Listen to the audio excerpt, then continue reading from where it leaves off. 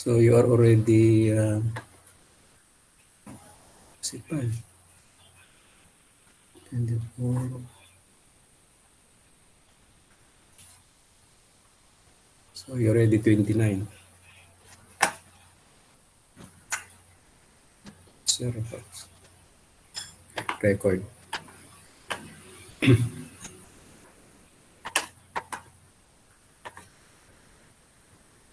Okay, so it is already recorded. So we go now with the derived polynomials. So our equation now will become y cubed plus b1 y squared plus b2 y plus b3 is equal to 0. So this is the form of the derived polynomial where our b1 now is already equal now to r1 raised by m plus r2 raised by m plus r3 raised by m.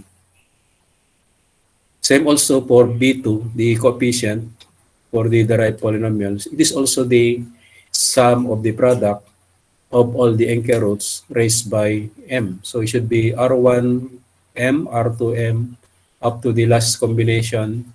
It is equal to r2 raised by m times r3 raised by m, and b3 is equal to r1 raised by m, r2 raised by m, r3 raised by m. So it is the product or the sum of the product of all the anchor roots raised by m taken 3 at a time. So we have only one term because we have only 3 anchor roots for a third degree polynomial. So the construction of the derived polynomials, we will make m the power of the root or the anchor root should be large enough to develop non-dominant terms. So if we have already non-dominant terms, this term comparing to the dominant, the value is negligible or a very small value. So that we can disregard this non-dominant term later on, and the effect is minimal on the value. So from the properties of polynomial, in terms of the absolute value of the roots, so the absolute value of R1 is usually greater than the absolute value of R2, also greater than the absolute value of R3, and so on. If we're going to illustrate this relationship, say we consider a certain polynomial that maybe the roots as looks like this. So we have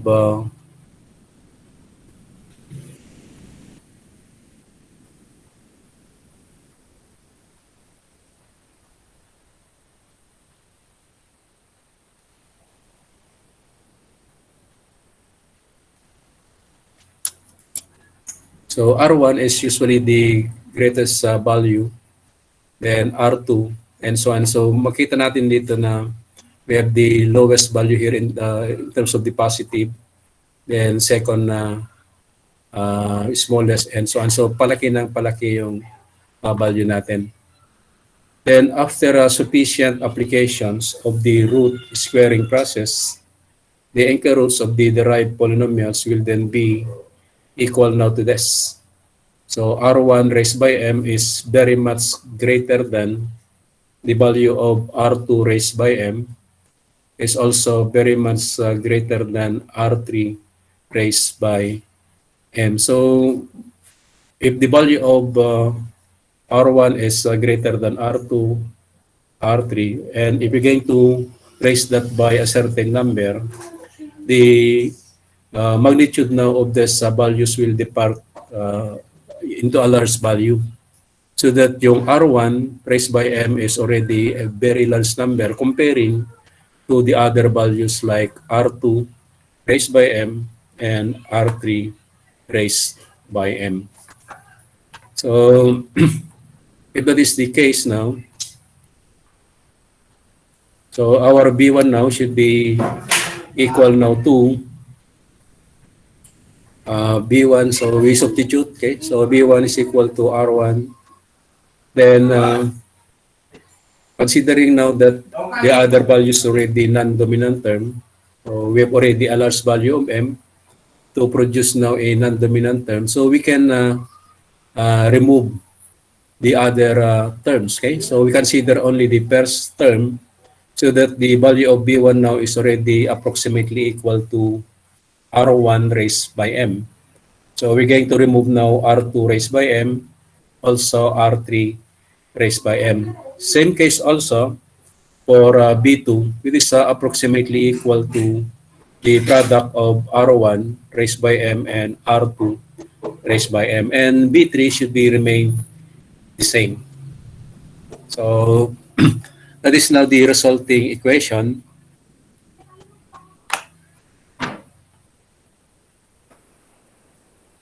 So in general, for nth degree polynomial, the coefficients and anchor roots of the derived polynomials are the following. So ito na yung formula natin for the coefficient of the derived polynomial for any degree of polynomial, say nth degree. So B1 should be simply the sum of all the anchor roots raised by m. So it should be R1 raised by m plus R2 raised by m up to R sub n raised by m.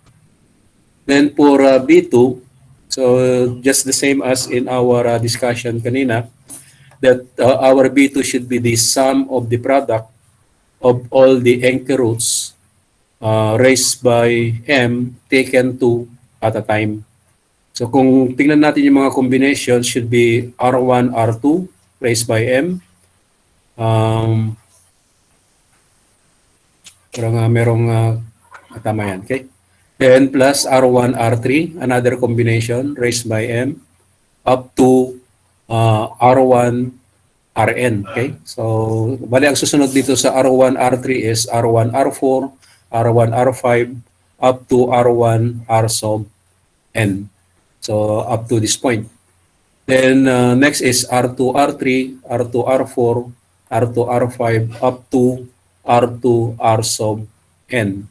Then, susunod is, we have now R3, R4, R3, R5, up to the last combination. So, it should be considered all the combinations of the anchor roots raised by m, taken two at a time. Yung B3 is the sum of the product of all the anchor roots also raised by m, taken three at a time. So it should be R1, R2, R3, R1, R2, R4, R1, R2, R5, then R2, R1, R2, R sub n. Then after that, we have R2, R3, R4, R2, R3, R4, R5, and so on. So all combinations taken three at a time. Then for the last coefficient of the anchor roots is simply the product of all the anchor roots taken two at a time. So that is the general formula for the coefficient of the derived polynomial in terms of anchor roots. So if we're going to summarize that or interpret that equation, so we have the first equation is simply the sum of all the anchor roots, usually raised by n, all possible combinations of products of two anchor roots, all combinations of products of three anchor roots, and so on. And the last is the product of all the anchor roots raised by m. And again, if we already developed that m is already large enough to produce non-dominant terms, so we're going to remove now the non-dominant terms, usually the second term up to the last terms or last term, so that our general formula for the coefficient of the derived polynomial for nth degree is equal now to the following. So we already consider the first terms, okay? So you can see here.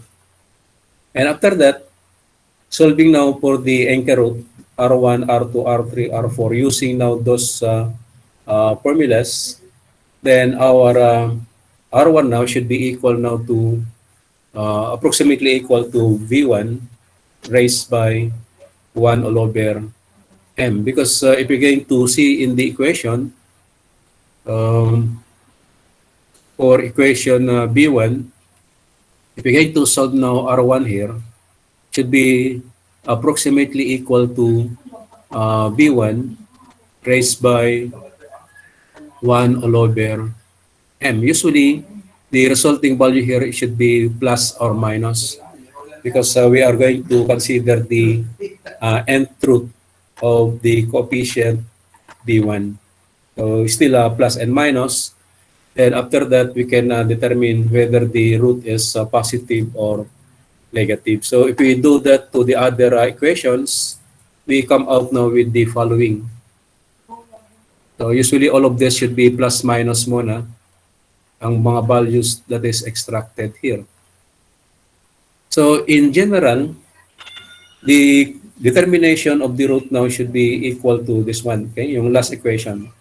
So it should be r sub n should be approximately equal to plus minus b sub n over bn minus 1 raised by 1 all over m. So this is the general formula. So that if you're going to make n is equal to 1, so we are solving r sub 1. So yung bn will become b1, then b1 minus 1 is b sub 0. Okay? And usual value ng b sub 0 natin is 1. Kaya ang formula natin sa R1 dito is b1 raised by 1 all over m.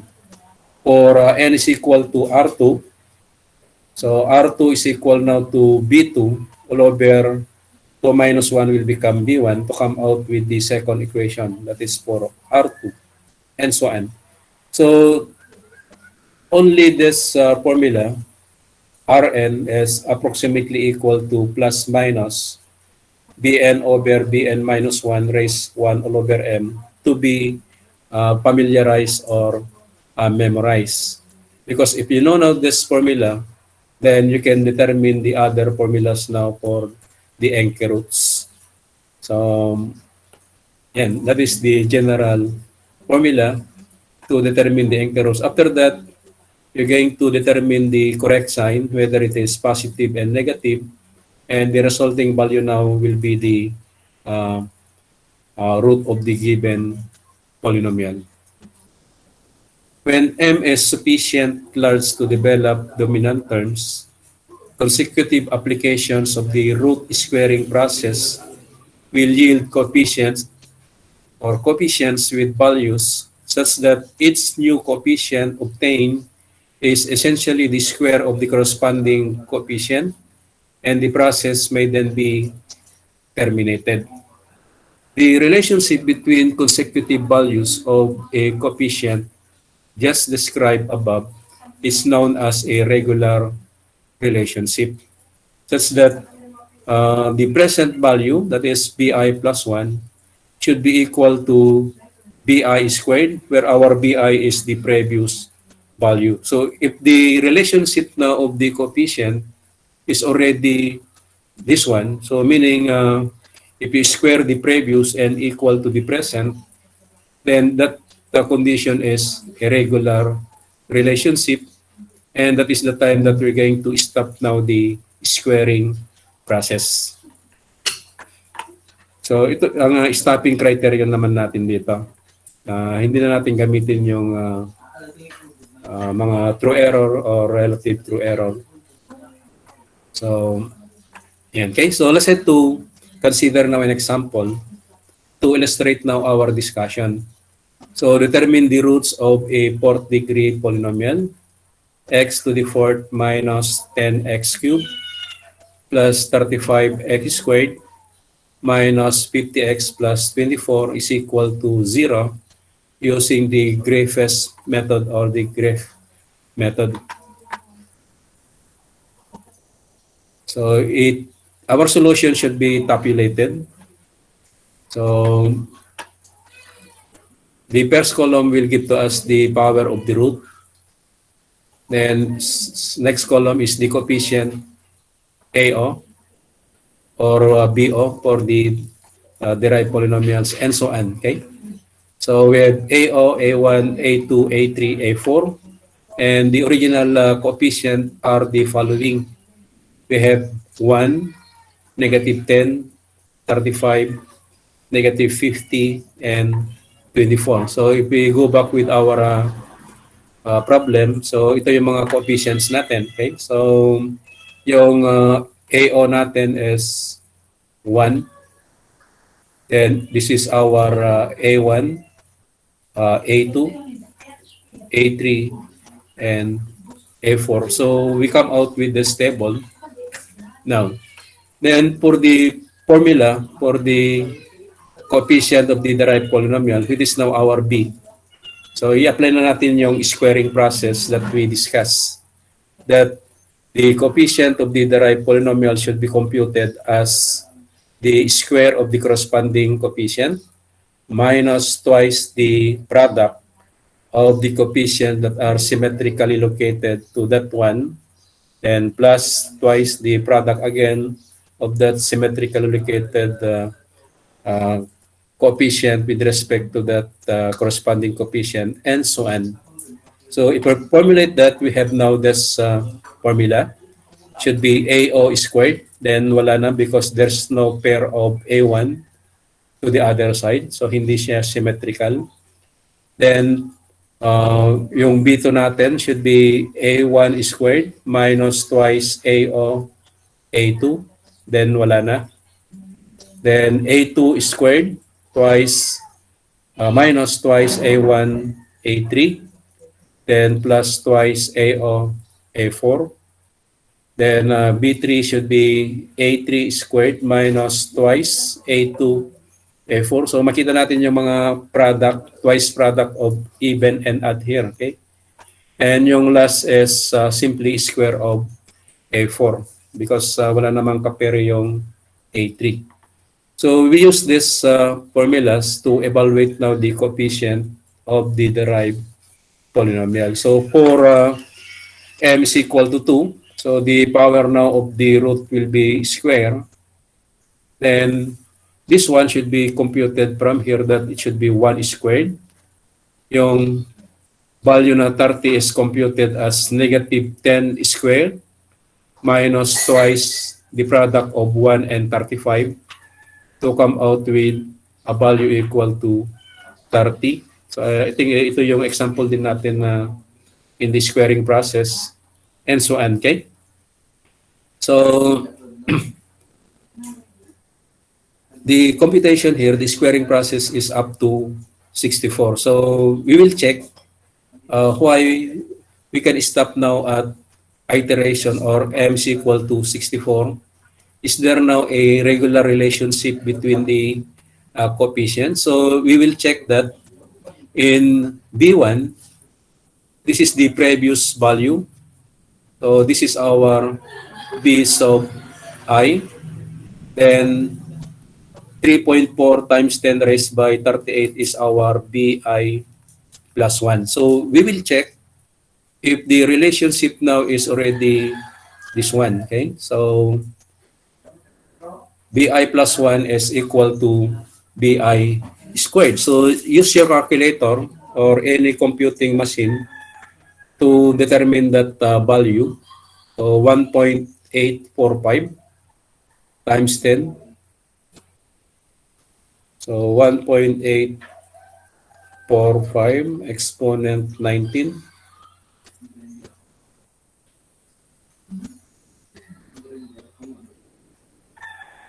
So 19, then square. So we have 3.403 times 10 raised by 38.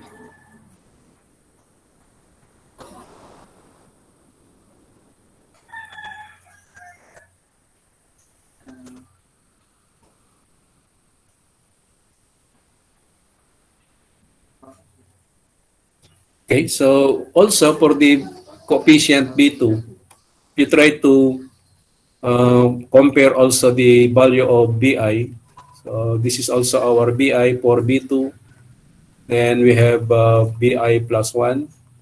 Then again, if you're going to see the relationship, 3.4182, 3 exponent 34, square that, we have now that value 1.168 4 times 10 raised by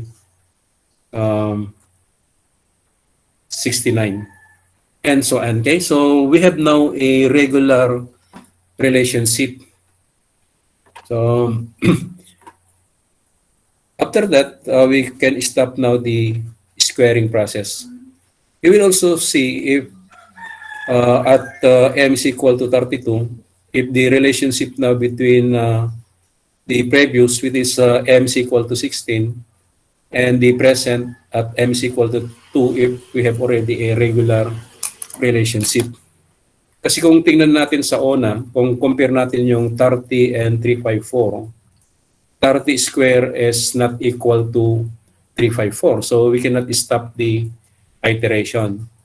Then considering 354 as previous and 72354 as the present, so 354 square is not equal to 72,354. Try to check also yung susunod na naman, yung 72354 square. So hindi rin siya equal to that value na 4.338 times 10 raised by 9. Then yung 4.338 times 10 raised by 9, if we square that, it is already 1.88 times 10 raised by 19. So medyo lumapit na yung ano natin. Then if we go now with 1.845 exponent 19, then it is already almost equal to the present, that is 3.404 times 10 raised by 38. But using calculator alone, this is only the maximum number of, or this is the last derived polynomial to be formulated, because the power now here is already 88. If you consider the next value of m now 128, hindi na kayang i-compute yung calculator. But yung Excel kaya pa rin. But since we have already seen that the relationship of the coefficient are already regular, then we can stop now the squaring process. So we have now the values of the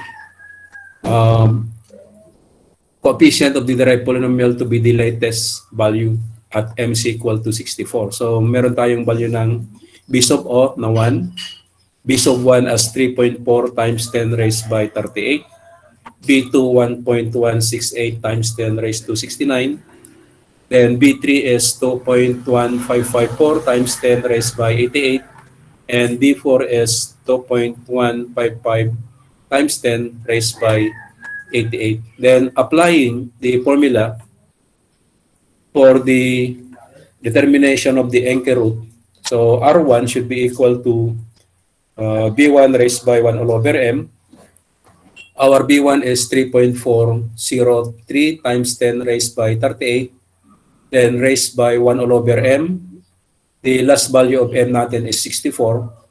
So that if we compute that, we have now a value of plus or minus 4. Same case also for B2. So, R2. So, R2 is B2 over B1 raised by 1 all over M. So, substitute the values. We have 1.16842 times 10 raised by 69 for B2. Our B1 is 3.403 times 10 raised by 38. So, hindi lang na-erase yung mga natin dito. Then, raised by 1 all over 64 to come out with a value equal to 3. So, plus minus 3. Same procedure for R3. We have plus or minus 2. Yung times 10,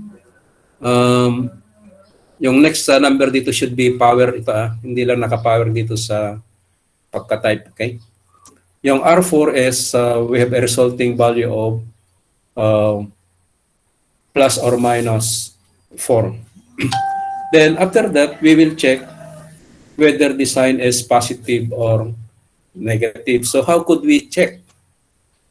you will go back to the original equation, then substitute maybe pairs as positive.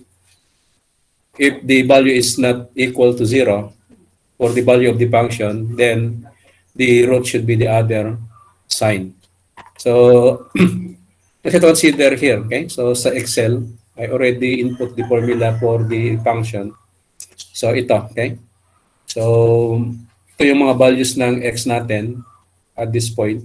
Okay, palakihin ko lang ng konti.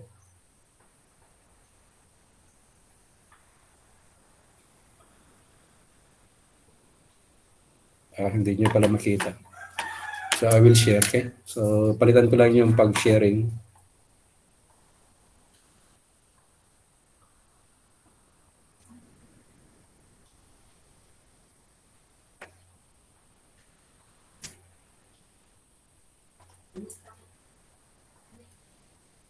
Okay, so we have here the Excel to compute the value. So in the value of y, that is the value of the function. So I already entered the formula. So x to the fourth minus 10x cubed plus 35x squared minus 50x plus 24. So itong formula na ito, yung highlight ko, kung makita ninyo. Then I will substitute the values here. Say, unahin ko yung positive 1. Okay.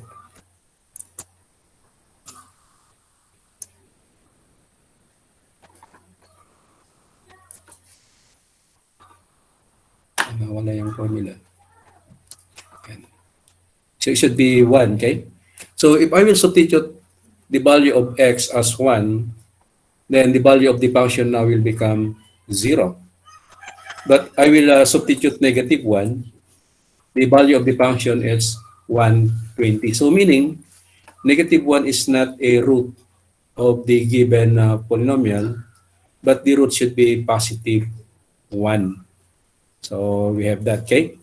How about 2? So if I will substitute 2 as the value of x in the polynomial, the value of the function is also equal to 0, meaning the root should be positive 2.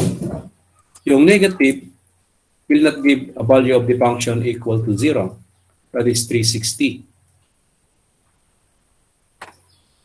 Makikita yung mula natin Excel? Okay.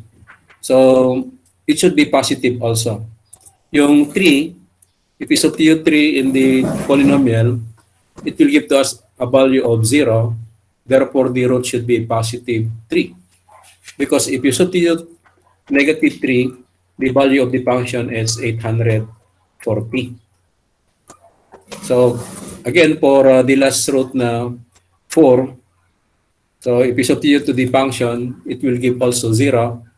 But if you substitute negative, the value of the function is 1,680. Therefore, the roots now of the polynomial are 4, 3, 2, 1, and they are all positive.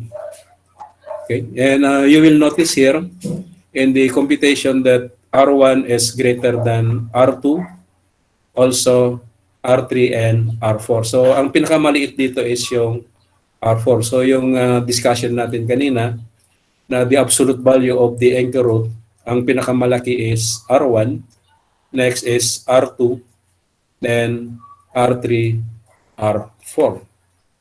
Also, if we're going to verify the number of positive roots in the original equation, so we're going to count the number of sign change here. So we have positive yung una, then negative, so we have now 1 there. Then next is 2, another sign change. Then another sign change, so we have 3. Then 4. So there are 4 positive roots. So, and that is already seen in the solution that we found out that there are 4 positive roots. If you're going to substitute x as negative, so i-check lang natin kung ilan yung negative. 0 yung negative na nakita natin dito. And we will check here. So kung i-substitute natin na x equal to negative, So x to the fourth will remain the same. X cubed will become negative, so it will become positive 10x cubed. Then x squared, it will not change the sign. So positive 35x squared. Yung x will become negative, so multiplied by negative will become positive 50x plus 24. So you can see here that there is no sign change. Therefore, the number of negative root is 0. Yan. So question with the solution. So ganito rin ang gagawin ninyo later on if you have assignments, sheet works, or exam. So you're going to compute like this. So in the computation for the coefficient of the derived polynomial, so you're going to tabulate like this. Do not show the computation for every values here. So you can generate these values also using computers or any device that can compute, or you can use your calculator to manually compute all of this values. So this is the squaring process part na diniscuss natin in this method. Then after that, we already found out that the relationship of the coefficient is already regular, which is the relationship of the coefficient for a polynomial having only real and distinct roots. That if the relationship of the coefficient now is already regular, then we can stop now the squaring process. So yung regular na sinasabi ko is yung present value should be equal to the square of the previous value. Then after that, you can apply now the formula for the real and distinct root na b sub n or r sub n. So these formulas are derived from this one. R sub n is equal to plus minus b sub n over b sub n minus 1 raised by 1 all over m. So that if you consider R1, so palitan mo lang yung n ng 1. So maging b1 over b sub 0.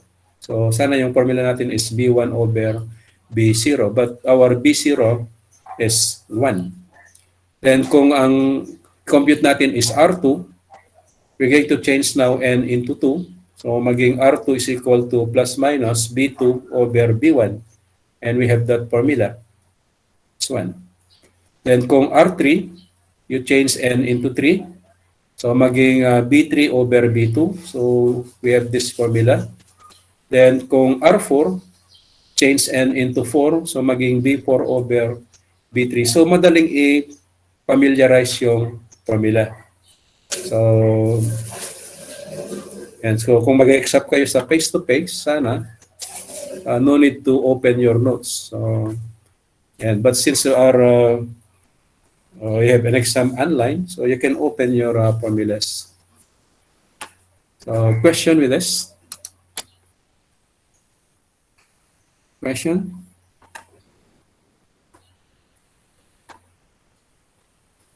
Matuturo kayo sa mata.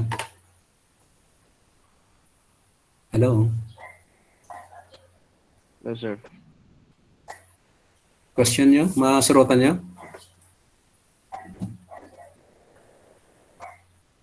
Pasong batak sa sagasan na eh. Ano yun, sir?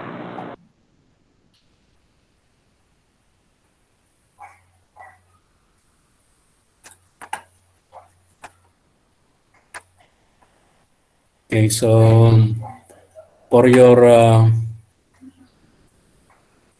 sheet work po na kumangin, madaming solution na to yan. It is already uploaded in the MBLE. So, i-discuss na lang natin another example. So, determine the roots of a fourth degree polynomial that is equal to x to the fourth minus 6x cubed plus 8x squared plus 2x minus 1 equal to 0 using the Griffiths method. So, the same procedure as we done for the first example. So, we're going to generate the values using the squaring process eh, that we discussed. So we have now this value. So i-check natin in the coefficient B1. So we will check if we have a regular relationship between these two values. The first one is our b sub I.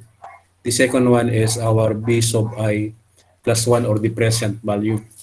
So if we square yung 2.006 times 10 raised by 18, then the value should be equal to 4.024. So kung i-check nyo yan using your calculator, kung nagko-compute kaya,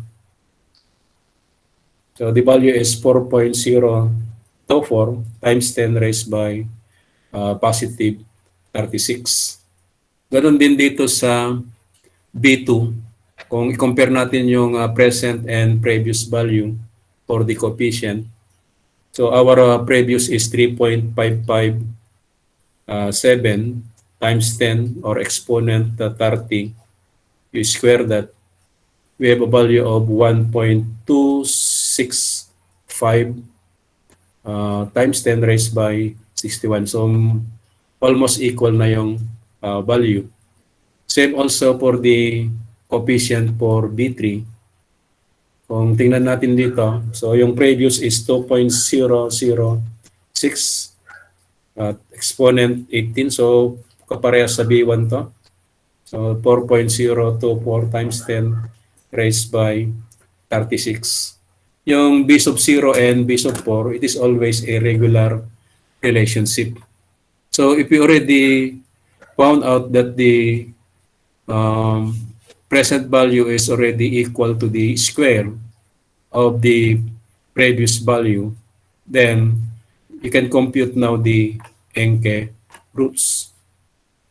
So ito na yung roots, okay? So 3.7321, 2.4142, and so on. So if we compute, okay? So kung tingnan natin dito, hindi na ipakita yung solution dito. So if you compute the value of R1, so R1 should be equal to plus minus B1 over B sub 0 raised by 1 all over M.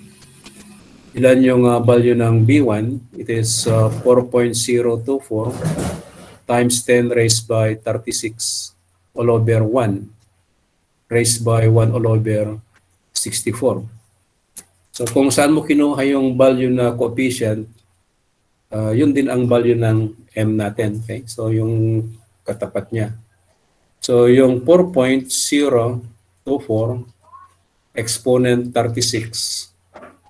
Then we take the square root of that. Sorry, nth root of that. So it should be raised by 1 all over 64. So we have 3 point, ang nakalagay dito is 73. yes, 3.7321. So that is plus or minus mo na yan, okay? And so on, okay? So if you solve R2 using the formula na B2 over B1 raised by 1 all over 64, so we come out with a value of 2.4142. So plus minus pa rin yan. Then for R3, so B3 over B2 raised by 1 all over M. So ito ang lalabas, plus minus 0.4142. Then for the last na R4, it is B4 over B3 raised by 1 all over M. We have 0.2679. So i-check natin to using the Excel. So i-inputan natin ng ibang formula. Tingnan ko lang yung original na equation. So we have this one. So palitan natin yung formula. So maging x to the 4th, then minus 6. So palitan natin yung 10 ng 6. And plus 8.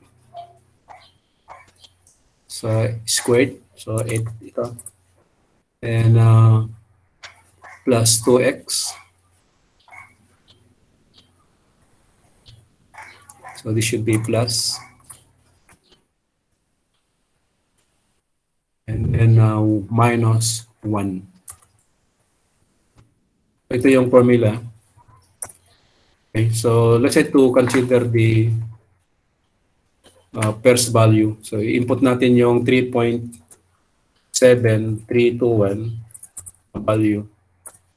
So makita natin na the value of the function will become 0. But if we consider negative, the value is 609, the value of the function. So meaning yung negative is not a root of that given function. Kasi ito input also positive 2.4142. So that is also 0. But if you consider negative, we have 159. So again, positive. Kaya positive yung nakalagay dito. Then yung 0.4142 root, considering first the positive, meron siyang value na 0.8. But if you consider negative, we have 0. So we have negative 0.4142. And yung last na 0.2679. So the value is 0. But if you consider negative, we have negative 0.84. So the conclusion you're going to make after computing the values and verifying the correct sign, it should be positive 3.7321, positive 2.4142, negative 0.4142, and positive 0.2679. Okay, so that is the solution for that.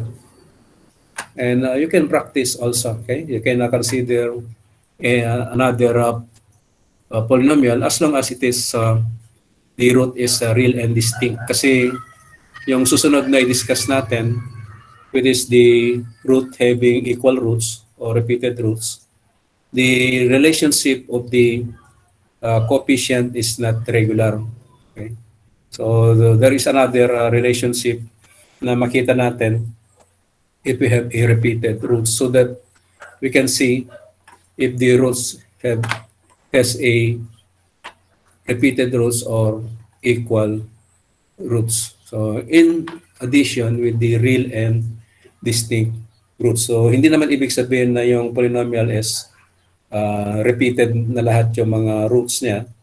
So there's also a case na na-incorporate din yung real and distinct roots. So combination of real and distinct root and a equal roots. So yan. Okay, so let's end our discussion. So question?